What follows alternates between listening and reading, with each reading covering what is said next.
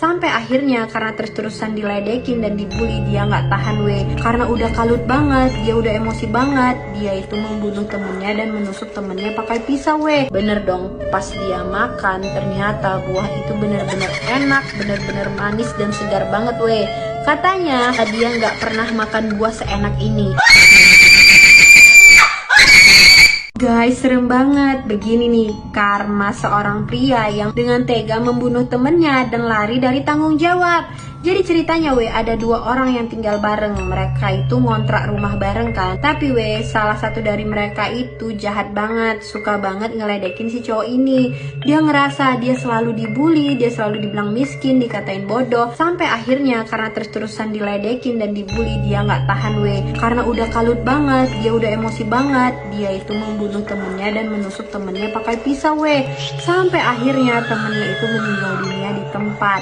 Sebenarnya di situ dia udah mulai menyesali perbuatannya kan tapi ya mau gimana lagi, nasi sudah menjadi bubur. Dia sudah terlanjur membunuh temennya dan temennya pun sudah terlanjur meninggal dunia. Nah, karena dia takut ditangkap polisi dan dia takut dipenjara, dia pun akhirnya memutuskan untuk kabur dari kos-kosan tersebut dan berniat menghilangkan jejak Dia berniat untuk pulang kampung dan pergi jauh dari kota tersebut supaya dia tidak ditemukan sama polisi dan dia tidak dipenjara Berhasil tuh dia kabur dari tempat pembunuhan itu. Nah, ini dia sudah berada di sebuah desa yang posisinya itu benar-benar jauh dari kota tempat dia membunuh temannya tadi kan Dia berniat untuk tinggal selama beberapa tahun di desa ini sampai orang-orang di kota tersebut melupakan kejadian itu dan dia bisa memulai hidup dia kembali di kota tersebut.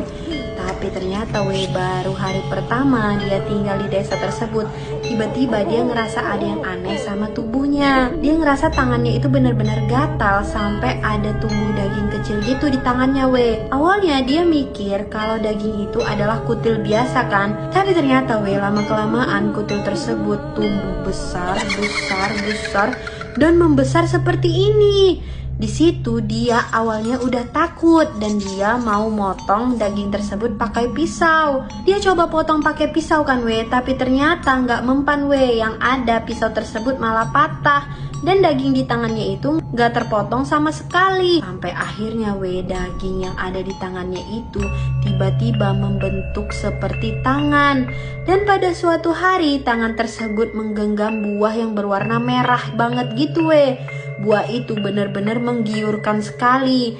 Dia tuh pengen banget makan buah itu, tapi dia takut buah itu beracun.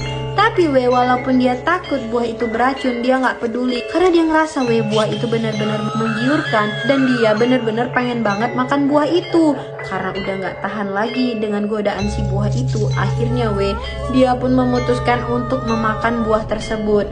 Bener dong, pas dia makan ternyata buah itu benar-benar enak, benar-benar manis dan segar banget Katanya dia nggak pernah makan buah seenak ini. Ini kali pertama dia makan buah seenak itu Sampai akhirnya dia makan terus buah itu, dia makan terus sampai buah itu hampir habis.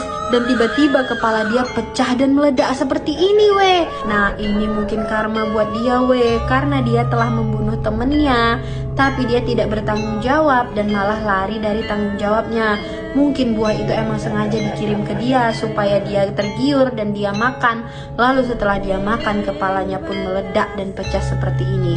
Akhirnya si pria ini pun meninggal dengan tragis, di mana kondisi kepalanya itu benar-benar hancur dan sudah tidak ada lagi Nah, jadi jangan pernah kalian lari dari tanggung jawab, apalagi sampai kalian telah melakukan pembunuhan.